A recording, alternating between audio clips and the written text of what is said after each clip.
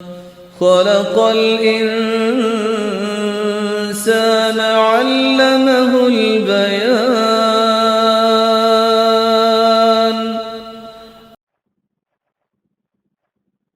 نحمده ونصلي على رسوله الكريم، أما بعد، فأعوذ بالله من الشيطان الرجيم. بسم الله الرحمن الرحيم.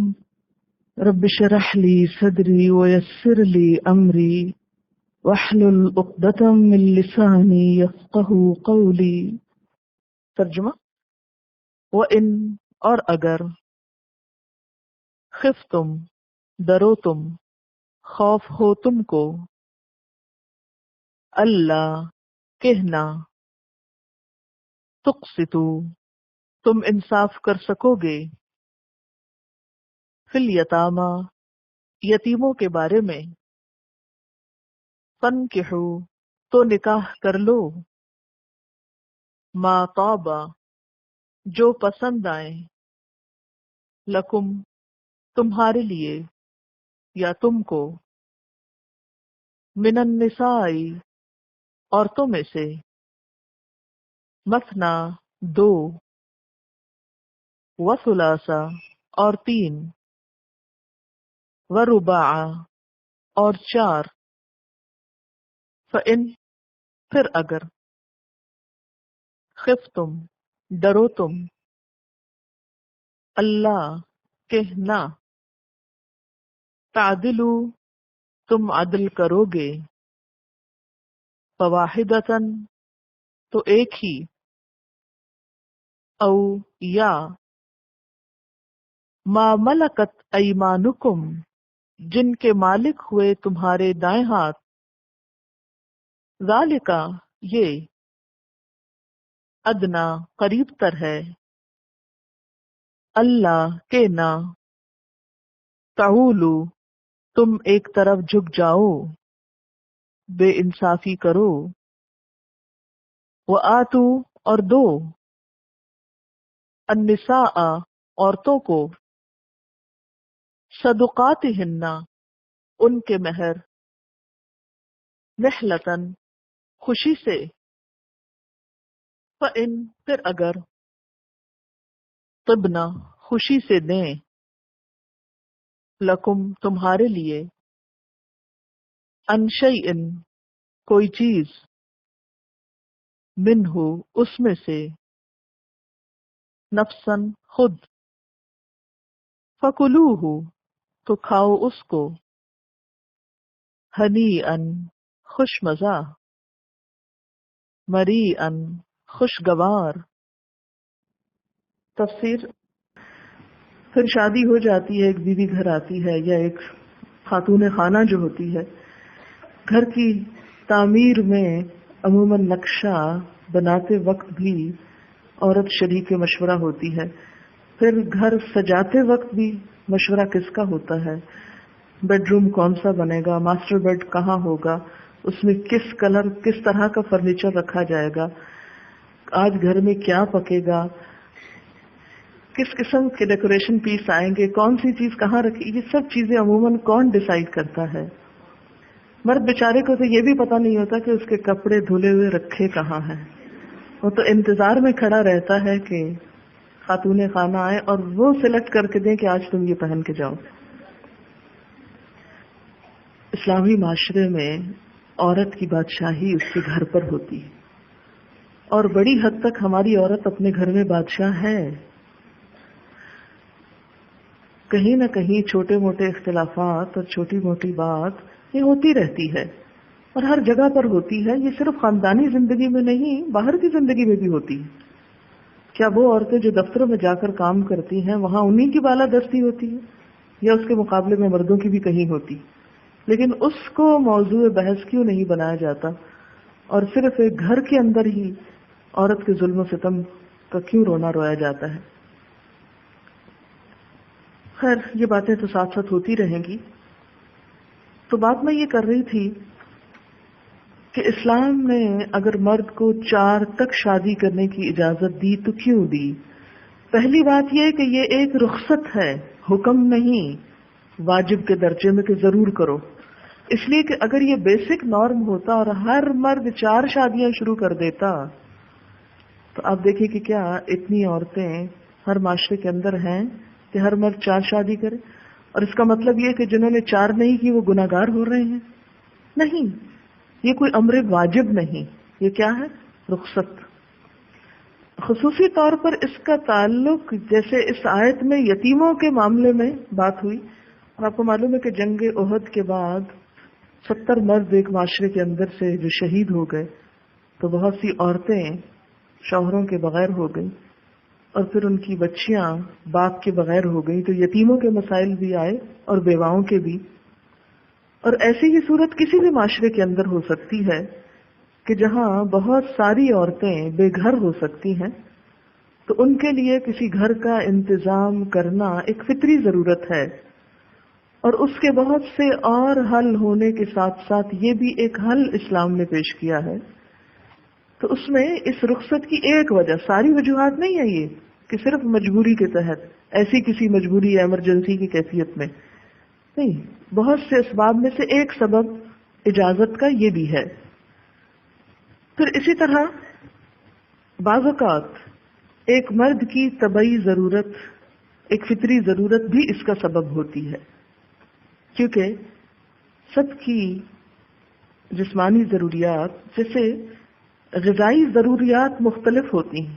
کچھ لوگ تھوڑا سا کھانا کھا کر ان کا پیٹ بھر جاتا ہے، کچھ لوگوں کو اس سے دگنا کھانا پڑتا ہے، کچھ ہو سکتا ہے اس سے 4 گنا زیادہ کھاتے ہیں۔ تو اسی طرح سیکشل نیڈ بھی مختلف مردوں کی مختلف ہو سکتی ہے، اور ایسے میں اگر قانونی پابندی لگا دی جاتی کہ کوئی مرد ایک سے زیادہ نکاح کر ہی نہیں سکتا، تو ایسی صورت میں اور بہت سی عورتوں کے اوپر ظلم و ستم ہوتا کہ انہیں نکاح کے بغیر ایک مرد کی پیاس بجھانی پڑتی، جیسا کہ آج کل مغربی معاشرے میں ہو رہا ہے کہ وہاں ایک سے زیادہ شادی کو تو ناپسندیدہ قرار دیا گیا، لیکن دوسری طرف حرام کے پورے راستے کھول دیے گئے۔ اس میں بھی متاثر پھر کون ہوا؟ عورت متاثر ہوئی۔ سنگل پیرنٹس کے نام سے بے شمار عورتیں، یعنی باقاعدہ ایریاز ہیں جس میں فلیٹس بنے ہوئے چھوٹے چھوٹے، کہ جس کے اندر تنہا عورتیں رہتی ہیں، کسی کے پاس ایک بچہ، کسی کے 2، کسی کے 4، کسی کے پاس مختلف مردوں سے رنگ رنگ کے بچے ہیں۔ ایسی بہت سی مثالیں وہاں اپنی آنکھوں سے آپ دیکھ سکتے ہیں۔ اور مرد چھوڑ کر کہیں اور عیاشی کر رہا ہے، اور یہ عورت بغیر باپ کے بچوں کو پال رہی ہے، اور اگر عورت خود نہیں پال رہی تو حکومت پال رہی ہے۔ مرد نے جب قوام بننے سے آزادی حاصل کر لی، یہ جو عورت کی آزادی کی باتیں ہوتی ہیں تو اصل آزادی جو لگتا ہے مرد کو ملی ہے، نام عورت کا لگایا گیا، حالانکہ آزادی مرد کو ملی۔ وہ آزاد ہے، وہ کہیں جہاں چاہے جائے، وہ ایک عورت کے ساتھ چند دن رہتا ہے، جب وہاں سے ضرورت پوری ہو جاتی ہے، دل بھر جاتا ہے تو اسے چھوڑ کے کہیں اور، پھر کہیں اور، پھر کہیں اور یہ عورتیں اس شخص کی ذمہ داری کو بھی اٹھا رہی ہیں، اس کے بچے کو جنم دے کر یا پال کر، اور اگر کوئی عورت اس قابل نہیں تو پھر فوسٹر پیرنٹس، اگر وہ نہیں سبب تو کچھ اور ہومز وغیرہ۔ تو یہ پورا خاندان جو ہے وہ ٹوٹ کر رہ گیا، بکھر کر رہ گیا، جو سبب بنا بہت سارے جرائم کا۔ وہ گھر جو آج سے 50 سال پہلے ٹوٹنا شروع ہوئے، ان کے نتائج آج مغربی معاشرہ بھگت رہا ہے بہت سے جرائم اور نفسیاتی امراض کی شکل میں۔ پھر اسی طرح اگر مرد کو 4 شادیوں کی اجازت دی گئی تو عدل و انصاف کی شرط کے ساتھ کہ انصاف کرو۔ کیا فرمایا؟ فَإِنْ خِفْتُمْ أَلَّا تَعْدِلُوا فَوَاحِدَةً، اگر تمہیں خوف ہو کہ عدل نہ کر سکو گے تو ایک ہی بیوی کرو، کیونکہ حدیث میں آتا ہے جس شخص کی 2 بیویاں ہوں پھر وہ عدل نہ کرے تو وہ قیامت کے دن اس حال میں اٹھے گا کہ اس کا آدھا دھڑ ہوگا۔ او ما ملکت ایمانکم، یا جن کے مالک ہیں تمہارے دائیں ہاتھ، لونڈی۔ لونڈی کی کیا حیثیت ہے؟ یہ بھی ایک ہاٹ ایشو ہے، آگے 5ویں پارے کے شروع میں آئے گا، تفصیل سے بات ہوگی۔ ذالک ادنا اللہ تعولو، یہ زیادہ قریب تر بات ہے کہ تم زیادتی نہ کرو، یعنی اس طرح تم زیادتی سے بچ سکو گے. یعنی ایک پھر کیوں کرو کہ زیادتی سے بچ سکو. امام شافعی نے اس کا ایک اور معنی بھی کیا ہے تعولو کا، کہ کہیں زیادہ عیالدار نہ ہو جاؤ. اللہ تعولو کہ کہیں عیالدار نہ ہو جاؤ. مثلا اگر ایک شخص کی 4 بیویاں ہیں اور چاروں سے بچے ہو رہے ہیں، تو اگر ایک بیوی سے 2 سال بعد ایک بچہ ہوتا ہے تو وہاں کیا ہوگا کہ ایک وقت میں ایک کی وجہ 4 بچے ہوں گے، اور اس سے کیا ہوگا، عیال خاندان بہت بڑھ جائے گا. اور ایک مرد کی ہو سکتا ہے ایسی حیثیت نہ ہو معاشی کہ وہ اتنے سارے بچوں کو پال سکے اور ان کے حقوق ادا کر سکے. تو اس کے لیے کیا فرمایا کہ پھر فواحدتن، ایک ہی.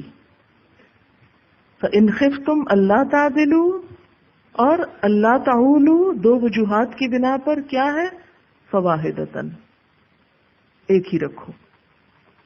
آپ دیکھیں کہ تعدد ازواج جو ہے، اس پر نبی صلی اللہ علیہ وسلم پر اس کی وجہ سے جو تان کیا جاتا ہے، اور عموماً کرسچنز کی طرف سے، آپ دیکھیں کہ یہی کرسچنز جو اپنے دیگر کئی پیغمبروں کو مانتے ہیں، مثلا حضرت ابراہیم علیہ السلام، حضرت یعقوب علیہ السلام، حضرت سلیمان، حضرت داؤد، ان کے ہاں بھی ایک سے زیادہ بیویاں تھیں. اگر ان کے بارے میں یہ کچھ نہیں کہتے تو حضور صلی اللہ علیہ وسلم کو کیوں نشانہ بناتے ہیں؟ پھر اسی طرح آپ دیکھیں کہ دیگر مذاہب میں، ہندوازم کو دیکھیں، ہندو دھرم کو یا دیگر مذاہب کو، وہاں بھی تعدد ازواج ہر دور میں ملتا ہے. مختلف تہذیبوں میں آپ دیکھ لیں، مختلف بادشاہوں کے آپ دیکھ لیں، یعنی مسلمانوں کے علاوہ کی بات کریں، ان سب جگہوں پر ملتا ہے. لیکن یہ کسی بھی سوسائٹی کا ایک عام حصہ نہیں رہا کہ ہر مرد کے ساتھ ایسا ہی ہو یا ہر گھر میں یہی کچھ ہو. ایسا نہیں ہوا. لیکن ایک رخصت بہرحال رہی ہے، اور وہی رخصت اسلام نے بھی دی. ایک سروے رپورٹ میں آیا ہے، کولمبیا یونیورسٹی سے چھپنے والی ہوم میڈیکل گائیڈ 1995 کے پیج 184 پر ایک سروے کے مطابق امریکہ میں 12 سے 18 سال تک کی عمر کے 80% نوجوان لڑکے اور 75% لڑکیاں جنسی سرگرمیوں میں مشغول ہوتے ہیں. پھر اسی طرح ایک اور سروے ہے جس کے مطابق امریکہ میں اگر تمام بالغ مردوں اور عورتوں کی شادی کر دی جائے تو بھی 8 ملین خواتین بچ جائیں گی، یہ موجودہ حالات کے مطابق. یعنی سب مرد عورت جو بھی بالغ ہیں ان کی اگر شادی کر دی جائے تو بھی 8 ملین خواتین ایسی رہ جائیں گی کہ جن کے لیے شوہر نہ ہوگا. تو ان 8 ملین عورتوں کے لیے شادی کا ذریعہ نہ ہونا کیا ان کے ساتھ ظلم نہیں؟ کہ 8 ملین عورتیں گھر کے بغیر رہیں، شوہر کے بغیر ہوں. ان کے لیے پھر سیٹسفیکشن کے 2 ہی راستے رہ جاتے ہیں. ایک تو یہ کہ وہ کیا کریں، حرام طریقہ اختیار کریں. پھر امیجن کریں نا موجودہ صورتحال، اگر آپ کے سامنے یہ مسئلہ پیش کیا جاتا ہے کہ ایک ملک ہے جس میں 8 ملین عورتوں کے لیے شوہر میسر نہیں. اب ان 8 ملین عورتوں سے پوچھا جائے کہ کیا ایک سے زیادہ شادی کی اجازت جو اسلام نے دی، ان کے مذہب میں کوئی نہیں. یہ ایک زیادتی کی بات ہے، کیونکہ عورت کہتی ہے نا کہ اسلام نے بڑا ظلم کیا ہے 4 کی اجازت دے کر. یہ وہ عورت کہتی ہے جس کو گھر بھی میسر ہے، جس کو سب کچھ زندگی کی راحتیں آرام ملے ہوئے ہیں، جس کے بچے بھی ہیں، وہ تو کہے گی. اس کے لیے تو واقعی ایک مشکل ہے کہ اس کے گھر میں کوئی اور عورت داخل ہو. لیکن اب ان 8 ملین خواتین سے پوچھئے یہ کیا کہتی ہیں؟ یہ بھی یہی کہیں گی کہ ایک سے زائد شادی کی اجازت عورت پر ظلم ہے، یا ان عورتوں کا بغیر گھر اور بغیر شوہر کے ہونا ان پر ظلم ہے. کون سا بڑا ظلم ہے؟ جبکہ ایک مرد کو کس چیز کا پابند کیا گیا کہ دوسری بیوی کرنا ہے تو عدل کرنا ہوگا کہ پہلی بیوی کے حقوق متاثر نہ ہو. سب کچھ وہ اس کو دینا ہوگا جو دوسری کو دو گے. تو اس طرح ظلم تو نہیں کیا گیا. ظلم تو اس وقت ہوتا جب یہ کہا جاتا کہ پہلی کو بالکل بھول جاؤ اور نئی کے ساتھ تم چل نکلو، جو عموماً ہمارے یہاں ہوتا ہے کہ اگر دوسری شادی ہے تو پہلی بالکل بھولی بھلائی ہو جاتی، اس کے ہر حق کو مار دیا جاتا. یہ اسلام کی تعلیم نہیں، وہ تو بڑی سخت وعید ہے. قیامت کے دن آدھے دھڑ کے ساتھ انسان اٹھے گا، آدھا انسان. اور ایسی صورتحال یہ 8 ملین والی کسی بھی اور ملک میں ہو سکتی ہے. اور ایسی ہی عورت جو اعتراض کر رہی ہے تھوڑی دیر کے لیے سوچے کہ اس کا شوہر شادی تو صرف اس سے کیے ہوئے، لیکن شادی سے باہر بے وفائی وہ بہت جگہ کر رہا ہے. بہت سی عورتوں کے ساتھ اس کے غلط تعلقات ہیں. کیا یہ چیز عورت کے لیے قابل قبول ہے؟ نہیں کہ اس کا شوہر ایک حرام کام کرے اور ہر غلط سلط عورت کے ساتھ تعلق قائم کر کے وہاں سے بیماریاں کیچ کر کے آ کے اس کو بھی بیمار کرے، جو ہو رہا ہے. ایڈس کیوں پھیلا؟ بہت سی بیماریاں گھر رہنے والی شریف عورتوں تک کہاں سے پہنچی؟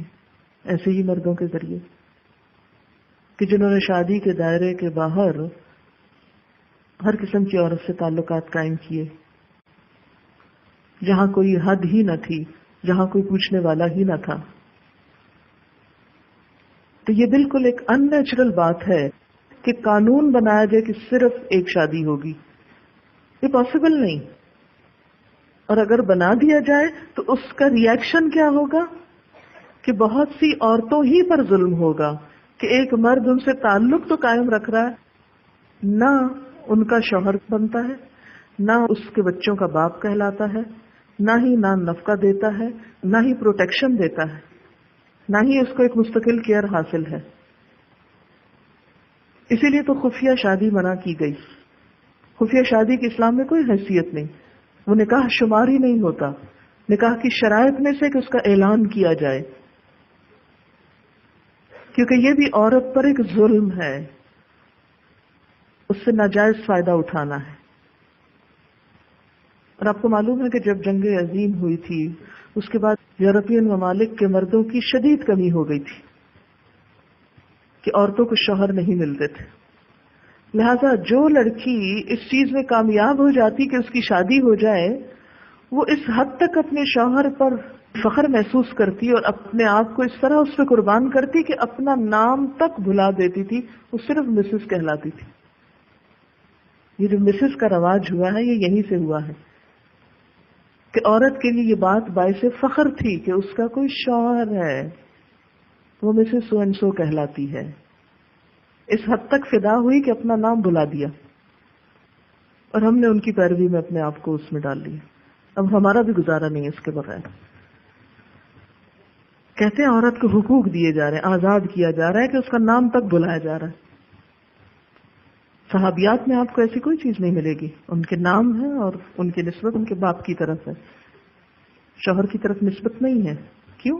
اس لیے کہ شوہر کا کبھی خدا نہ خواستہ انتقال ہو سکتا ہے، ڈیورس ہو سکتی، کچھ ہو سکتا ہے. آج یہ مسز فلاں ہے اور کل مسز فلاں نہیں. ہاں یہ ریئر کیسز ہے، نعوذ باللہ ہر کیس میں تو نہیں ہے. تو عورت کو اس کا اپنا نام دیا گیا. تو جس معاشرے میں عورت نے شوہر کی اتنی ضرورت محسوس کی کہ اپنا نام تک قربان کر دیا، اسی معاشرے میں آج عورت ایک شادی کی اجازت کا مطالبہ کر کے اور اس کو اپنا حق سمجھ کے خود اپنے ساتھ بھی زیادتی کر رہی ہے اور دوسروں کے ساتھ بھی. ایک سے زائد شادی کی اجازت نہ ہونا، یہ 4 کی رخصت نہ ہونا بالکل ایک ان نیچرل چیز ہے. اور اگر عورت یہ سمجھتی ہے کہ اس اجازت سے اس کے حق پہ زد پڑ رہی ہے تو یہ اس کی غلط فہمی ہے. اس کا حق چھین کے نہیں دوسری کو دیا جا رہا، اس کا حق اسی کو دیا جا رہا ہے. ہاں یہ ضرور ہے کہ ایک اور اس کے حق میں کچھ شریک ہو رہی ہے، لیکن اگر اس کے حق میں ایک اور شریک ہو رہی ہے تو وہ عورت جس کا پہلے کوئی حق ہی نہیں تھا، کوئی ٹھکانہ نہیں تھا، کوئی سر پہ چھت ہی نہیں تھی، اس کو حق بھی تو دیا جا رہا ہے. اگر ایک عورت پہ تھوڑی سی اس کو کسر لگ رہی ہے تو ایک عورت ہی کو پناہ بھی تو مل رہی ہے، وہ بھی تو عورت ہے. عورت جب حق کی بات کرتی ہے تو صرف اپنے ذاتی حق کی کیوں بات کرتی ہے؟ سب عورتوں کے حق کی بات کیوں نہیں کرتی؟ اور یہ بھی جو عورتوں کے حقوق کے نام پر اس ایشو کو بہت بڑا ایشو بنا کے اسلام کے خلاف استعمال کرتے ہیں، وہ بھی صرف چند عورتوں کے حقوق کی بات کیوں کرتے ہیں؟ 8 ملین کے حقوق کیوں بھول جاتے ہیں؟ یا 8 ملین کو صرف حرام کی زندگی بسر کرنے پہ کیوں مجبور کر رہے ہیں؟ کہ اگر انہوں نے برتھ کنٹرول کے طریقے سیکھ بھی لیے ہیں تو بھی 8 ملین میں سے 4 ملین تو ان سارے طریقوں کے باوجود کچھ نہ کچھ جنم دیں گی، کیونکہ یہ بھی عورت کی ایک فطری ضرورت ہے کہ اس کی اولاد ہو سکتا ہے مرد کو انٹرسٹ نہ ہو، عورت کی تکمیل نہیں ہوتی، اس کے اندر ایک فطرت کی ارج ہے کہ وہ ماں بنے۔ اچھا، اس کو بھی مسخ کیا جا رہا ہے۔ میں ایک ایسے سیمینار میں شریک تھی کہ جس میں اس بات پہ ڈسکشن ہو رہی تھی کہ عورت کو کس طرح اس قابل بنایا جائے کہ ملک کی ترقی میں حصہ لے سکے۔ تو ان کا کہ یہ ہمیں بہت بنیادوں سے کام کرنا ہوگا کہ ہمیں اپنا نصاب بدلنا ہوگا، اور نصاب میں جو ماں کی گود میں بچہ دکھایا جاتا ہے اس تصویر کو کاٹنا ہوگا۔ اور یہ جو تصور پایا جاتا ہے کہ لڑکیوں کو گڑیا خرید کر دو، انہیں ٹریکٹر کیوں نہ دو، ان کو بھی گاڑیوں سے کھیلنے کو کہو، یہ ظلم کس پہ ہو رہا ہے؟ عورت پہ ظلم ہو رہا ہے۔ کس کے نام پہ؟ حقوق کے نام پہ، کہ اسے گڑیا خرید کے نہ دو، گاڑی خرید کر دو تاکہ وہ گاڑی چلانا سیکھے اور بڑے ہو کر ملک کی گاڑی چلا سکے۔ تو یہ سب فطرت کے خلاف ایک ایسا طریقہ ہے کہ جس سے عورت ہی نے نقصان اٹھایا۔ وَآتُوا النِّسَاءَ صَدُقَاتِهِنَّ نِحْلَةً، اور دو عورتوں کو ان کے مہر خوش دلی سے۔ آتوا النساء، دو عورتوں کو، صدقات، صدقات جو ہے یہ صدقہ کی جمع ہے۔ اس کو صدقہ کیوں کہا گیا؟ یہ صدقہ نہیں ہے، صدقہ ہے۔ کہیں آپ سوچیں اچھا اسلام میں مہر کو صدقہ کہا گیا اور عورت کو صدقہ دیا جاتا ہے ایسے موقع پر، تو یہ صدقہ نہیں ہے۔ اگر آپ صحیح عربی نہیں پڑھیں گے تو صدقہ بن جائے گا، ورنہ یہ صدقہ ہے۔ صدقہ کا مطلب ہوتا ہے مہر، اس کا روٹ بھی صاد دال قاف ہے، صدق سچائی۔ تو اس کو صدقہ کیوں کہا گیا؟ اس لیے کہ اس میں دراصل شوہر کی سچائی دیکھی جاتی ہے کہ وہ شادی کرنے میں کتنا سنجیدہ ہے، اس کو بیوی کے ساتھ کیا ہمدردی ہے، کیا یہ تعلق محض دل لگی کا ہے یا پھر کسی ٹھوس بنیاد پر مبنی ہے۔ اور پھر یہ کہ مرد کو بہرحال آئندہ بیوی کی ذمہ داری اٹھانی ہے۔ تو اس اعتبار سے بہت بہترین لفظ کا انتخاب ہے یہاں۔ اور نحلہ کا معنی کیا ہے؟ خوش دلی کے ساتھ، مصیبت سمجھ کر نہیں، بوجھ سمجھ کر نہیں، برضا و رغبت، ہبہ کے طور پر، تحفے کے طور پر۔ اسی لیے ہم دیکھتے ہیں کہ نکاح شغار کو حرام قرار دیا گیا، وٹے سٹے کی شادی کو جس میں مہر نہیں دیا جاتا۔ اور یہ بھی یاد رکھیے کہ مہر عورت کی قیمت نہیں ہے، یہ ایک نذرانہ ہے، تبھی تو خوشی سے دینے کی بات ہے، ورنہ اگر قیمت ہوتی تو پھر تو خوشی ہو یا نہ ہو اسے ایک اجرت سمجھ کر دینا ہو، تو یہ مقصود نہیں ہے یہاں۔ نحلہ کا ایک معنی دینا بھی ہوتا ہے، اور پھر آتو کے بعد نحلہ اگر لفظ آیا ہے یا اس سے نحلہ آیا ہے تو یہ فعل کی تاکید کے لیے ہے، یعنی اس طرح دو جیسے دینے کا طریقہ ہے۔ جہاں تک مہر کا تعلق ہے، ہمارے معاشرے میں اس معاملے میں عورت پر بہت زیادتی کی جاتی۔ عموماً کیا سمجھا جاتا ہے کہ مہر اس وقت دیا جاتا ہے جب طلاق دینا ہو، یا اس وقت سوچتے ہیں مہر دینے کا جب کوئی حالات خراب ہونے لگے۔ تو اس معاملے میں اسلام کی تعلیمات کیا ہیں؟ سب سے پہلے تو یہ دیکھا جائے گا کہ مہر کی حیثیت کیا ہے۔ یاد رکھیے کہ مہر کے بغیر نکاح کو نکاح نہیں سفاح قرار دیا گیا۔ سفاح کا معنی ہوتا ہے زنا، یعنی اگر کوئی شخص جان بوجھ کر مہر نہیں دیتا اور دینا چاہتا ہی نہیں، اس کا ارادہ ہی نہیں، نیت ہی نہیں، اور مہر کے بغیر وہ بیوی سے فائدہ اٹھانا چاہتا ہے، تو یہ ایک بہت سخت قسم کی زیادتی اور گناہ کا کام ہے. صفاح سین فے الف ہے. مہر دو طرح کا ہوتا ہے، مہر مؤجل اور مہر معجل. مؤجل ہوتا ہے جو بعد میں دیا جاتا ہے، ٹھہر کر دیا جاتا ہے، اور اس کے لیے بھی کوئی میعاد ہونی چاہیے. یہ نہیں کہ انسان کہے کہ اچھا مرنے کے بعد میرے مال میں سے لے لے، نہیں. اور معجل کیا ہے؟ اسی موقع پر، یعنی نکاح کے وقت. اچھا آپ نے دیکھا ہوگا کہ مہر کے لیے لفظ حق بھی استعمال ہوتا ہے ساتھ. حق کے مہر، یعنی یہ حق ہے، عورت کے حقوق میں سے ہے. اور سوال یہ پیدا ہوتا ہے کہ مہر کتنا ہونا چاہیے. اس سلسلے میں ہم کہاں دیکھیں گے، کس کو دیکھیں گے، کس کی سنت کو فالو کریں گے؟ نبی صلی اللہ علیہ وسلم کی، کہ آپ نے کیا فرمایا اور کیا کیا. ابو سلمہ بن عبد الرحمن کہتے ہیں کہ میں نے حضرت عائشہ رضی اللہ تعالی عنہا سے پوچھا کہ رسول اللہ صلی اللہ علیہ وسلم کی بیویوں کا مہر کتنا تھا؟ تو انہوں نے کہا 12 اوقیہ چاندی اور نش. پھر حضرت عائشہ نے مجھ سے پوچھا جانتے ہو نش کیا ہے؟ میں نے کہا نہیں. کہنے لگی نش سے مراد نصف ہے، آدھا، اور یہ کل 12.5 اوقیہ چاندی یا 500 درہم ہوئے. رسول اللہ صلی اللہ علیہ وسلم کا اپنی بیویوں کے لیے یہی حق کے مہر تھا. اسے مسلم نے روایت کیا ہے. اس سلسلے میں ایک دوسری روایت ہے کہ ابو الاجفا کہتے ہیں کہ ایک دفعہ حضرت عمر بن خطاب نے اپنے خطبے کے دوران لوگوں سے فرمایا دیکھو عورتوں کے مہر بڑھ چڑھ کر نہ باندھا کرو، کیونکہ اگر مہر بڑھانا دنیا میں کوئی عزت کی بات ہوتی یا اللہ کے ہاں تقوی کی بات ہوتی تو نبی صلی اللہ علیہ وسلم سب سے زیادہ اس کے حقدار تھے. اور میں نہیں جانتا کہ رسول اللہ صلی اللہ علیہ وسلم نے اپنی کسی بیوی کا یا اپنی کسی بیٹی کا حق کے مہر 12 اوقیہ چاندی سے زیادہ باندھا ہو. حضرت عمر رضی اللہ تعالیٰ عنہ یہ بات کیوں کہہ رہے ہیں؟ اس کی وجہ یہ ہے کہ لوگوں کے اندر بڑی بڑی مہر کی رقمیں باندھنا ایک بہت عزت اور آنر کی بات بن گئی، اس لیے آپ نے اس چیز کو کنٹرول کیا. اور جب حضرت عمر رضی اللہ تعالیٰ عنہ اس سے منع فرما رہے تھے اور اسے ریسٹرکٹ کرنا چاہ رہے تھے تو ایک عورت پکار اٹھی، کیونکہ یہ عورتوں کے حقوق سے تعلق رکھتی تھی نا بات. تو عورت اٹھ کھڑی ہوئی، عمر تم یہ پابندی کیسے لگا سکتے ہو جبکہ اللہ تعالیٰ نے خود فرمایا وَإِنْ آتَيْتُمْ إِحْدَاهُنَّ قِنْطَارًا، یعنی اگرچہ تم اپنی کسی بیوی کو خزانہ بھر بھی بطور حق مہر دے چکے ہو. اس سے پتہ چلتا ہے کہ اگرچہ نبی صلی اللہ علیہ وسلم کی سنت 12.5 اوقیہ چاندی یا 500 درہم ہے، لیکن اس کے باوجود قرآن پاک کے ذریعے کیا پتہ چلتا ہے کہ ایک ڈھیر مال بھی دیا جا سکتا ہے. قنطار کتنا ہوتا ہے؟ 100 kg کے قریب. تو اس سے کیا پتہ چلتا ہے کہ 12.5 اوقیہ چاندی سے بھی زیادہ مہر ہو سکتا ہے، لیکن آپ صلی اللہ علیہ وسلم کی سنت یہی ہے.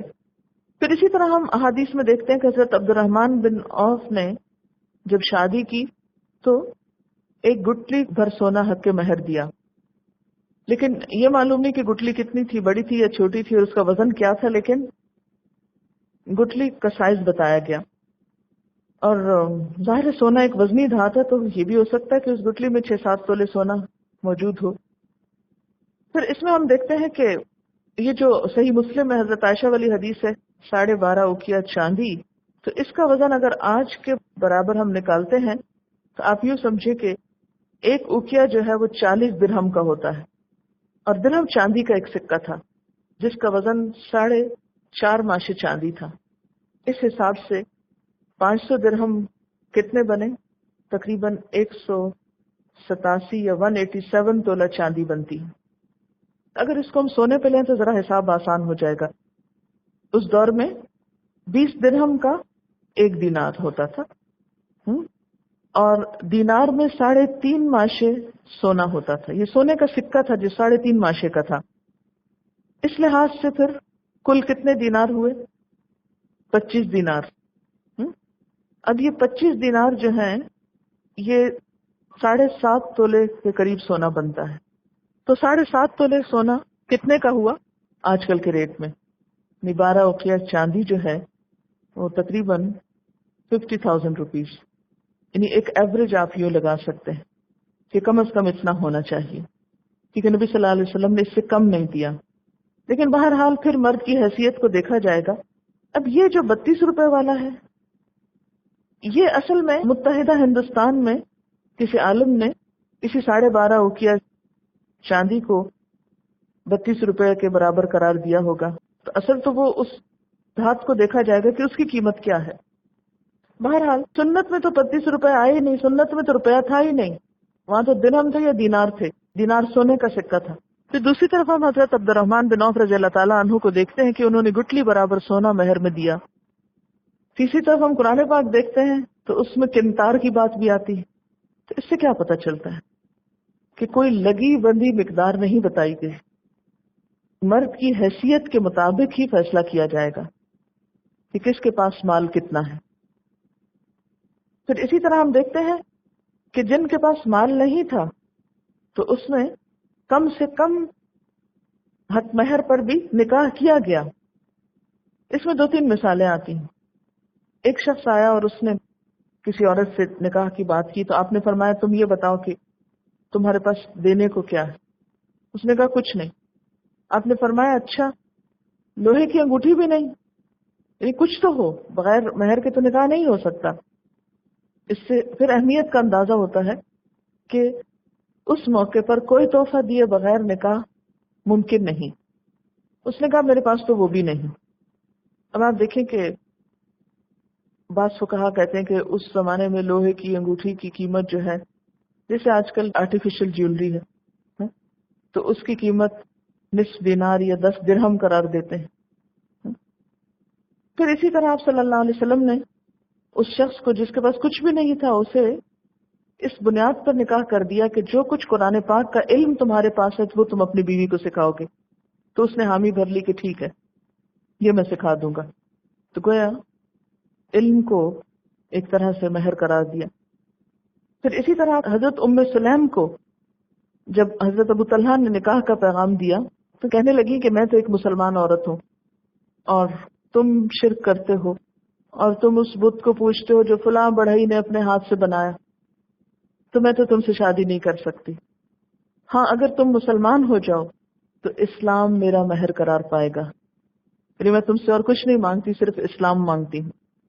تو اس پر بھی نکاح ہوا، یعنی قرآن پاک کی تعلیم پر بھی ہوا، اسلام پر بھی ہوا، لوہے کی انگوٹھی کی بات بھی ہوئی۔ اسی طرح ایک اور عورت کے بارے میں حضور صلی اللہ علیہ وسلم کو پتا چلا کہ اس نے ایک جوتوں کے جوڑے پر نکاح مان لیا۔